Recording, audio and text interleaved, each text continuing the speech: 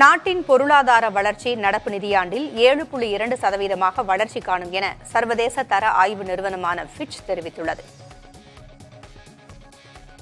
2024-25 நிதியாண்டில் இந்தியாவின் பொருளாதாரம் 7% இருக்கும் என ஏற்கனவே கணித்திருந்த நிலையில் தற்போது 0.2% அதிகரித்து 7.2% வளர்ச்சி காணும் என ஃபிட்ச் கணித்துள்ளது.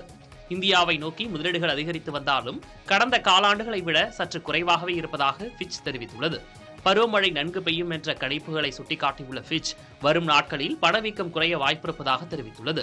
மேலும் நுகர்வோர் செலவினங்கள் அதிகரித்திருப்பதும் வளர்ச்சி அதிகரிக்க காரணமாக இருக்கும் என கணித்துள்ளது. அடுத்த 2 ஆண்டுகளில் இந்தியாவின் வளர்ச்சி முறையே 6.5%, 6.2% என இருக்க வாய்ப்புள்ளதாக ஃபிட்ச் தெரிவித்துள்ளது. முன்னதாக ரிசர்வ் வங்கியும் இந்தியாவின் பொருளாதாரம் 7.2% வளர்ச்சி காணும் என தெரிவித்திருந்தது.